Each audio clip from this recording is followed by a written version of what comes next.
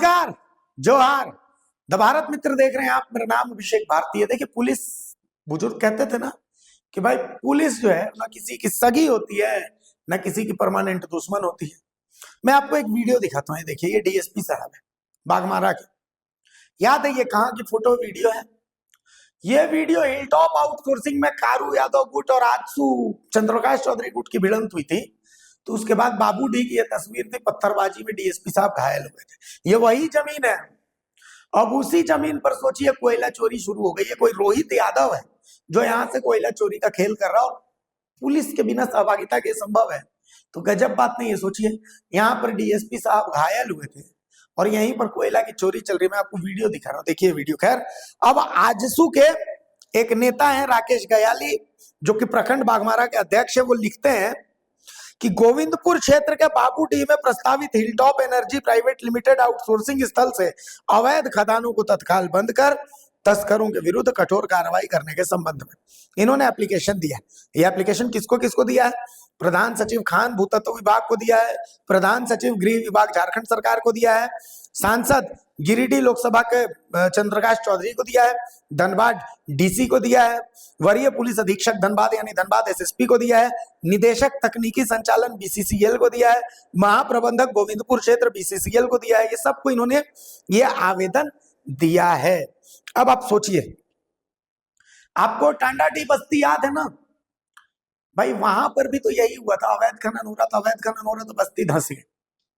बस्ती धंस गई। इसी तरीके का एक एप्लीकेशन वहां भी मुखिया ने दिया था कि भाई अवैध खनन हो रहा है। अब सोचिए, वहां पर बीसीसीएल ने उस अवैध खनन को नहीं रोका। नतीजा क्या हुआ? 3 लोग भूधसान में जिंदा जल के खत्म हुए। उसके बाद बीसीसीएल वाले मुंह चमकाने पहुंचे तो लोगों का गुस्सा तो एकदम जायज था। लोगों का गुस्सा जब बीसीसीएल पर उतरा तो बीसीसीएल वालों ने आम लोगों पर एफआईआर किया, लेकिन जो कोयला चोर है उन पर कोई एफआईआर नहीं। जो बीसीसीएल के अधिकारी इसके लिए जिम्मेवार है, दोषी हैं, उन पर कोई एफआईआर नहीं। क्या चाहते हैं कि यहाँ बाबूडीह में भी अभी तो डीएसपी का पिछले कुछ दिनों पहले, आपको याद होगा, लगभग साल भर हुआ है घटना को, डीएसपी का माथा फूटा था। इस बार तो और विभत्स घटना हो सकती है। लेकिन कहा ना कि पुलिस और प्रशासन किसी का सगा नहीं है, वो किसी को अपना नहीं मानते। और अब तो हमारी बात पर जयराम मत, जो डुमरी विधायक, वो भी हमें मिला रहे हैं। सुन लीजिए डुमरी विधायक क्या कह रहे हैं। आप सभी से कहेंगे कि आप तमाम पत्रकार बंधु के साथ साथ तमाम डीएसपी एमपी महोदय के लिए प्रार्थना करें। हालांकि उनसे मिले, उनका बॉडी मूवमेंट कर रहा है और ये सुखद संदेश है, फिर भी हम चाहेंगे सभी उनके लिए प्रार्थनाएं करें, उनके लिए दुआ करें, उन्हें कुछ ना हो। और इस अवस्था में, इस घड़ी में एज ए असेंबली का मेंबर होने के नाते, इस राज्य का निवासी होने के नाते, मैं पुलिस महकमा के साथ, पुलिस परिवार के साथ खड़ा हूँ। और मैं भी प्रार्थना करता हूँ, मैं भी दुआएं करता हूँ कि डीएसपी महोदय आदरणीय बड़े भाई पुरुषोत्तम सिंह जी शीघ्र स्वस्थ होकर हमारे बीच उपस्थित होंगे। देखिए, इसकी हम भर्त्सना करते हैं और बिल्कुल ये बहुत ही निंदा और संवैधानिक है कि आज कोयला चोरों का, कोयला माफियाओं का मनोबल इतना बड़ा है कि प्रशासन को भी तुच्छ समझ रहे हैं। और आज प्रशासन के पास भी, पुलिस के पास भी एक अच्छा मौका है बागमारा से माफियाओं के गुंडों को खदेड़ने का और बागमारा को एक शांत बागमारा बनाने का एक अच्छा अवसर है। बीसीसीएल के कई ऐसे इलाके हैं जहां आउटसोर्सिंग चल रही है, वहाँ रैयतों के साथ जो है बिल्कुल ये बहुत ही असंवैधानिक विषय है। रैयत जब अपना हक मांगने के लिए जाते हैं तो कुछ गुंडे, जिनको शायद इनडायरेक्ट रूप से कंपनी के लोग ही हायर करते हैं, उनके माध्यम से लहू-लुहान किया जाता है उस सरजमी को। और आज उस लहू-लुहान की कीमत एक काबिल, एक जाबाज अफसर को घायल होकर चुकानी पड़ रही है। ये बहुत ही दुर्भाग्य का विषय है। इसीलिए मैं प्रेस के माध्यम से पूरे, क्योंकि यहाँ आईजी महोदय भी आए हैं, यानी उत्तरी छोटा नागपुर रेंज के सभी बड़े पदाधिकारी हैं पुलिस के, तो मैं उनको स्पष्ट कहूँगा कि यही अवसर है, बागमारा जैसे जितने भी एरिया जो माफियाओं के संरक्षण में है, जहाँ माफियाओं की गिरफ्त में है, उन एरियाओं को माफियाओं के चुंगल से आज़ाद कराएं। और बिल्कुल डीएसपी महोदय स्वस्थ इलाज का लाभ लेकर जब स्वस्थ होकर फिर से चलने के लिए अपने बाहर घर से आए, उससे पहले माफिया जेल के अंदर होने चाहिए। अभी उसकी स्थिति क्या है, क्योंकि आपने उनसे मुलाकात दोषी हम कहीं ना कहीं सिस्टम को मानते हैं।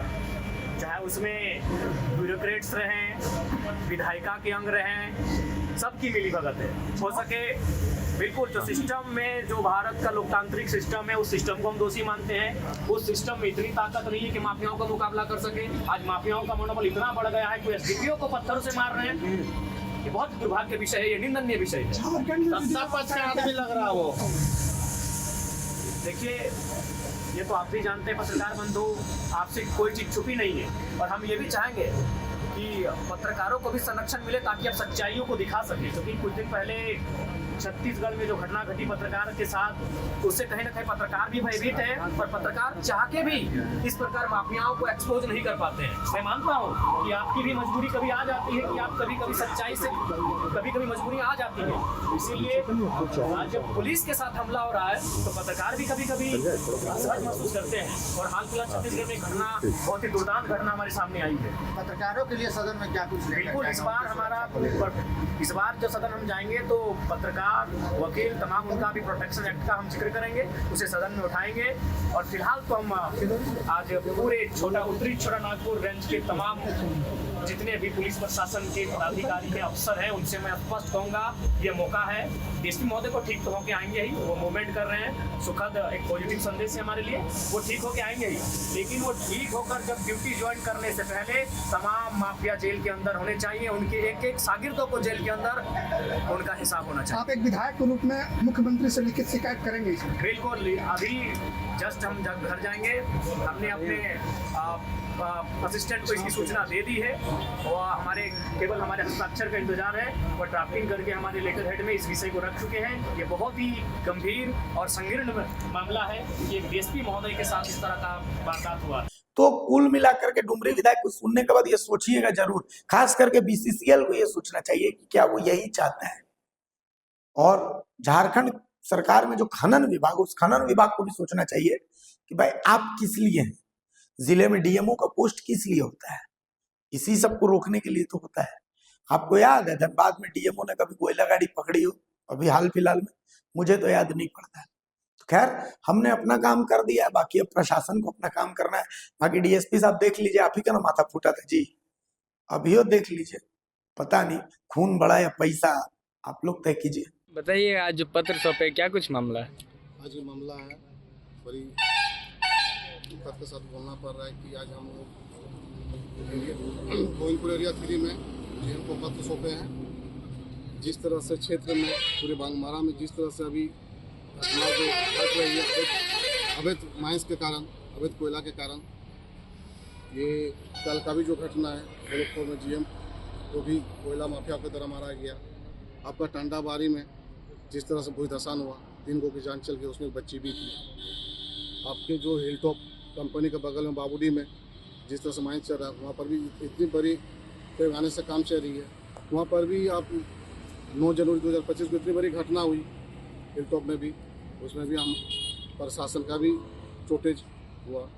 परंतु अभी तक देख रहे कि आए दिन घटना बढ़ती जा रही है, घटना रुकने के कहीं एकदम भी नहीं हो रहा है। इसलिए हम इसकी अगुआ हम जीएम को भी किए हैं, जिसकी सूचना हम संसद जी को भी किए हैं। संसद जी से भी हम बात की है, तो संसद जी को भी सूचना कर दी है। दूसरी आज मैं बहुत ही बाधित होकर ये हो कि आज जीएम को हम पत्र लिखे हैं, ऊपर अधिकारियों को पत्र लिखे हैं, इसकी पूरी निष्ठित जाँच हो और इस पर जो भी दोषी है उस पर कार्रवाई हो। और इस पर जिस तरह से अभी जो अवैध काम चल रही है हर जगह, ये धरवा बांध ले लीजिए, या बाबूडी ले लीजिए, या कैसलगारा ले लीजिए, कैसलगारा में भी इतना बड़ा घटना हुई, उस पर भी हम लोग कार्रवाई की है। ये जो पत्र दिए इसको लेकर के मुख्य घटना कहाँ की बता रहे हैं आप? मुख्य जो अभी वारदात चल रही है अभी जो है, अभी टांडाबारी है, सोनाटी, उसके बाद आपकी अभी अवैध धरवा बांध है, हम बगान है, बाबूडी है।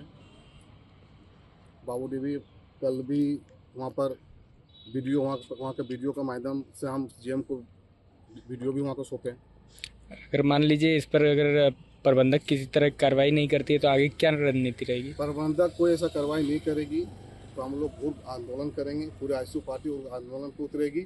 उसकी पूरी जिम्मेवारी प्रशासन और बीसीसीएल होगी। कितना सूत्री मांगे पत्र सौंपे प्रबंधन को? तो अभी तो प्रधानमंत्री को अभी तो मान के चलिए, अभी ज़्यादा सूत्र हम लोग को डिमांड नहीं किए हैं कुछ। अभी फिलहाल अभी तो 2-4 जो अभी है उसको उस पर हम लोग चर्चा किए हैं। आने वाले काल में यदि इस पर यदि अंकुश नहीं लग रही तो आने वाले काल में बहुत पूरे बांगमारा में हम लोग इसको ये करेंगे। अगर इस तरह के हिमाकत लोग करते हैं तो आखिर सबसे जो तंत्र है वो कौन सा तंत्र है जो इनको सहयोग करता है? जैसे पुलिस हो गया, सीआरपीएफ हो गया, बीसीसीएल अधिकारी हो देखिए, सबसे बीसीसीएल का तो सबसे अभी मान के चलिए यदि ये है तो बीसीसीएल का सुरक्षा बल सीएसएफ है, लेकिन कहीं न कहीं सीएसएफ और पूरी सरकारी पूरा बिकाव है तो यह बीसीसीएल और सीएसएफ को परेशान क्या कीजिएगा। ये सरकारी पूरा जो सरकारी पूरा है फंड सर पर बिका हुआ है।